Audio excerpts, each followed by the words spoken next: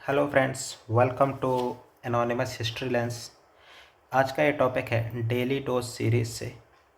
और आज चूँकि तारीख है 6 अगस्त, और ये हिस्ट्री के पन्ने अगर हम पलट के देखते हैं, इतिहास के पन्नों में पीछे जाकर देखते हैं, तो ये एसोसिएटेड है हमारे एक इंडियन फ्रीडम स्ट्रगल के दिग्गज नेता सुरेंद्र नाथ बनर्जी जी से।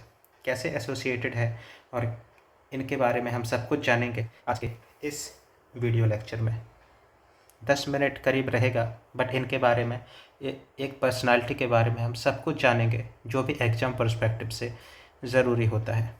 ऑल राइट, सो हम शुरू करते हैं। सुरेंद्र नाथ बनर्जी जी, जो कि एक मॉडरेट लीडर थे। मॉडरेट गरम दल आपको पता रहेगा। सो ये मॉडरेट थे, नरम दल वाले नेता थे, है ना। और इनका जन्म होता है 10 नवंबर 1848 में। कहाँ पर? कलकत्ता में। और इनकी मृत्यु होती है 6 अगस्त 1925। तो अब आपको समझ में आ रहा होगा कि ये हम डेली डोज सीरीज में क्यों पढ़ रहे हैं, 6 अगस्त से कैसे रिलेटेड हैं सुरेंद्र नाथ बनर्जी जी। इनकी मृत्यु हुई थी आज के दिन 1925 में। कहाँ पर? बैरकपुर, जो कि कहाँ पर है? बंगाल में। इनको और कहा क्या जाता था, किस नाम से इनको संबोधित किया जाता था? राष्ट्रगुरु के नाम से। किस नाम से? राष्ट्रगुरु। इनकी ऑटोबायोग्राफी या आत्मकथा जिसको कहते हैं, क्या नाम था उसका? A nation in making. ये इनकी आत्मकथा थी। और न्यूज़पेपर जिससे ये एसोसिएटेड थे, जिससे में ये एडिटिंग करते थे, उस न्यूज़पेपर का नाम था दी बंगाली। तो क्या ये बंगाली न्यूज़पेपर जो था वो बंगाली लैंग्वेज में था या हिंदी में था या इंग्लिश में था? तो हमेशा याद रखना ये इंग्लिश लैंग्वेज में था, ठीक है ना। कौन से लैंग्वेज में था? इंग्लिश लैंग्वेज में। ये इन्होंने शुरू कब किया था न्यूज़पेपर में एडिटिंग करना? 1879 में। उतना ठीक है, अगर याद रहता है तो अच्छी बात है। सो ये इंग्लिश लैंग्वेज में था एंड ये एक वीकली था, साप्ताहिक न्यूज़पेपर था, डेली नहीं था। इस न्यूज़पेपर ने बहुत इम्पोर्टेंट रोल निभाया था स्वदेशी मूवमेंट में, जिसका मतलब है कि सुरेंद्र नाथ बनर्जी जी स्वदेशी मूवमेंट से बहुत क्लोजली एसोसिएटेड थे। उसमें उन्होंने बढ़ चढ़ के हिस्सा लिया होगा, राइट। ऐसे याद रहेगा, कनेक्ट करके रखेंगे चीज़ों को। तो ये सेकंड भारतीय थे जिन्होंने इंडियन सिविल सर्विसेज का एग्ज़ाम पास किया था, और सिविल सर्विसेज में जो सर्विस एग्ज़ाम पास करके जॉब मिला था इनको, इंडियन सिविल सर्विसेज का, ICS का। तो ये सेकंड थे। कब हुआ था ये एग्ज़ाम पास? 1869 में। तो फर्स्ट कौन थे? क्या आप लोग बता सकते हैं फर्स्ट कौन थे? फर्स्ट लीडर थे सत्येंद्र नाथ टैगोर। कौन थे? सत्येंद्र नाथ टैगोर। सो ये फैक्चुअल चीज़ें हैं जो आपको याद रखनी पड़ेगी। सो आप, आई होप आप नोट करते जा रहे होंगे इन सब फैक्ट्स को, क्योंकि यही जो है वो एग्ज़ाम में एक फैक्चुअल क्वेश्चन बन के आता है और हमको वहाँ पर MCQ लगाना होता है फैक्चुअल में से सब कुछ दिमाग से निकाल कर, राइट। सो ये हम ऑलरेडी देख चुके हैं। उनका बर्थ, उनकी डेथ, किस नाम से उनको बुलाया जाता था? राष्ट्रगुरु। उनको, उनकी ऑटोबायोग्राफी का नाम था a nation in making. Ilbert will controversy, इससे ये रिलेटेड थे। क्यों रिलेटेड थे? आपको पता होगा इल्बर्ट बिल कंट्रोवर्सी क्या थी। लॉर्ड रिपन इल्बर्ट बिल लेकर के आए थे, उन्होंने प्रपोज किया था।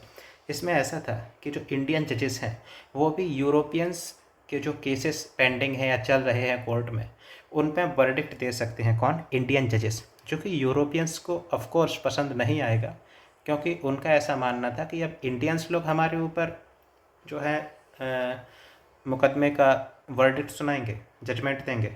सो उनको, यूरोपियंस को ये पसंद नहीं आया था, तो वो लोग इसका पूरा अपोज कर रहे थे।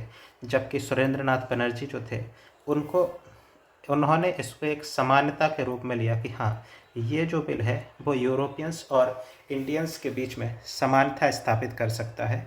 क्योंकि अब यूरोपियंस जो स्वयं को सुपीरियर समझते थे, ये बिल एक ऐसा उम्मीद बन के आया था कि इंडियन जजेस भी उनके बारे में वर्डिक्ट दे सकते हैं, जजमेंट दे सकते हैं। इसका मतलब है इंडियन जजेस भी इक्वल हैं उनके, राइट। सो ये जो रेशियल डिस्क्रिमिनेशन चल रहा था उसके अगेंस्ट, उस पर ये आघात करता था ये बिल, और इसीलिए सुरेंद्रनाथ बनर्जी जी इसको सपोर्ट करते हैं। उन्होंने एक अपनी ऑर्गेनाइजेशन बनाई थी, इंडियन नेशनल एसोसिएशन करके। कौन सी ऑर्गेनाइजेशन थी? Indian national association. कब इन्होंने ये इनकी स्थापना की थी? 1876 में। ये जो इन्होंने स्थापना की थी, इनके को फाउंडर थे श्री आनंद मोहन बोस जी। कौन थे? आनंद मोहन बोस जी इनके साथ थे इंडियन नेशनल एसोसिएशन की स्थापना करने में, और इस ऑर्गेनाइजेशन का इन्होंने यूज़ किया इस इल्बर्ट बिल को सपोर्ट करने में, राइट। सो ये आपको ऐसे कनेक्ट करके रखोगे तो याद रहेगा। फिर उन्होंने आगे चल के 1905-6 में जो पार्टीशन ऑफ बंगाल हुआ उसका अपोज़ किया, खुल के अपोज़ किया। और इसके उन्होंने पूरे भारत में लोगों को बोला, जहाँ भी गए वहाँ बोला कि जो ब्रिटिश गुड्स है उसको बॉयकॉट करो, उसको जला दो, और जो इंडियन और लोकल गुड्स है उसको सपोर्ट करो, है ना। सो यही हुआ था पूरा स्वदेशी मूवमेंट में। बहुत अच्छे से उन्होंने सपोर्ट किया। आगे चल के उन्होंने 1909 में जो सुधार के नाम पर गवर्नमेंट ऑफ इंडिया एक्ट 1909 आया था, या फिर उसको बोलते थे मॉर्ले मिंटो रिफॉर्म्स, राइट। सो उसको सपोर्ट किया था। उसके आगे फिर आता है एक और एक्ट 1919 में, जो कि मॉन्टेग्यू चेम्सफोर्ड रिफॉर्म्स के नाम से आता है, उसको भी सपोर्ट करते हैं, राइट। सो उसके बारे में हम थोड़ा देखते हैं। बट इंडियन नेशनल एसोसिएशन जो उन्होंने बनाया था 1876 में, उसके बाद आता है इंडियन नेशनल कांग्रेस 1885 में। और इसमें भी चूँकि ये एक सीनियर लीडर बन चुके थे यहाँ फ्रीडम स्ट्रगल में तब तक, सो इनका एक बहुत बड़ा योगदान था इंडियन नेशनल कांग्रेस की स्थापना में भी, जो कि होती है 1885 में। 1886 आते आते तक इनकी जो इंडियन नेशनल एसोसिएशन है वो भी इंडियन नेशनल कांग्रेस में मर्ज हो जाती है, और अब ये भी एक प्रोमिनेंट लीडर बन जाते हैं कांग्रेस के। 1895 का अधिवेशन, कांग्रेस अधिवेशन, और 1902 का अधिवेशन, दो अधिवेशन जो थे उसमें ये हेड रहते हैं, प्रेसिडेंट रहते हैं इलेक्ट होकर के। और जो 1895 का अधिवेशन था वो हुआ था पूना में, और जो 1902 का अधिवेशन था वो हुआ था अहमदाबाद में। सो ये दो अधिवेशन फैक्चुअल याद रखने की बात है।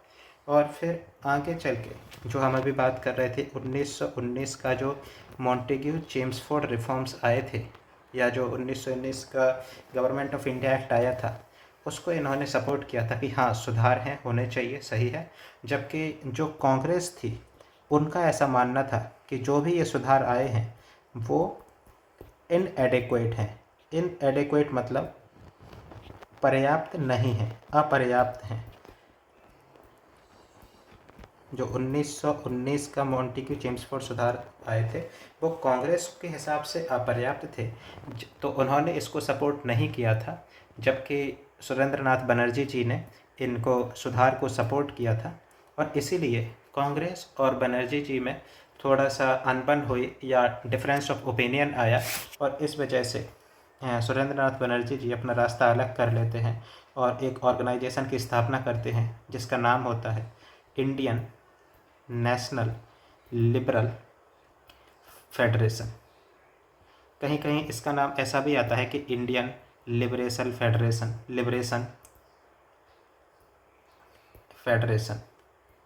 है ना। सो दोनों ही नाम आप एसोसिएट कर सकते हैं सुरेंद्रनाथ बनर्जी जी से।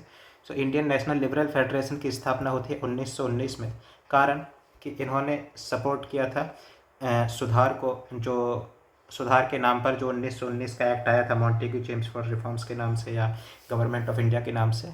सो उसको इन्होंने सपोर्ट किया था, जबकि कांग्रेस के जो अदर मेंबर्स थे उन्होंने उसको पाया था कि ये सही सुधार नहीं है, इसमें वो सब बातें नहीं हैं जो होनी चाहिए थी। क्योंकि आप उस समय की कंडीशन देखिए, रॉलेट एक्ट आ चुका होगा और जलियांवाला बाग हत्याकांड हो चुका होगा, और तब ये सुधार आ रहे थे। सो इस वजह से कांग्रेस इन सुधारों को एक्सेप्ट नहीं करती, ये एक्सेप्ट करते हैं, और जो कि दोनों के बीच में मतभेद होता है, और एक इंडियन नेशनल लिबरल फेडरेशन बन जाता है 1919 में, जिसकी स्थापना करते हैं सुरेंद्रनाथ बनर्जी जी। और इनका साथ और कौन से मॉडरेट लीडर्स होते हैं इनके साथ? तो होते हैं तेज बहादुर सप्रू जी इनका साथ देते हैं, और इनके साथ होते हैं V.S. श्रीनिवास शास्त्री जी और M.R. जयकार जी। M.R. जयकार जी आगे चल के आपको क्विट इंडिया मूवमेंट में भी देखने को मिलेंगे, वहाँ भी इन्होंने योगदान दिया था फ्रीडम स्ट्रगल में आगे चल के, राइट। सो ये जो लीडर्स थे इनके साथ थे। सो आई होप आपने इनको ये सब नोट कर लिया होगा, और ये इनका कंट्रीब्यूशन था इंडियन फ्रीडम स्ट्रगल में। सो और इन सब से आपको ये भी पता चल रहा होगा कि ये एक एनालिटिकल पार्ट है। जब हम हिस्ट्री पढ़ते हैं तो केवल फैक्चुअल होता है, और इसके बाद जब हम पूरा एक ओवरऑल ब्रॉड पिक्चर देखते हैं तो पता चलता है मॉडर्न हिस्ट्री में और स्पेशली फ्रीडम स्ट्रगल में कि सबका गोल था इंडिपेंडेंस ऑफ इंडिया, है ना, ब्रिटिश मूवमेंट, ब्रिटिश राज से। बट सभी के जो थे पॉलिटिकल आइडियोलॉजीज अलग अलग थे, उनकी अप्रोचेस अलग अलग थी। सो कितना diverse range of political ideologies थी, कितने डाइवर्स रेंज ऑफ अप्रोचेस लोग फॉलो कर रहे थे। फॉर एग्जांपल गांधी जी का जो सिविल डिसओबीडियंस वाला पाथ था, या जो उनकी ये तरीका था सविनय अवज्ञा वाला, उससे सुरेंद्रनाथ बनर्जी रिलेट नहीं करते थे।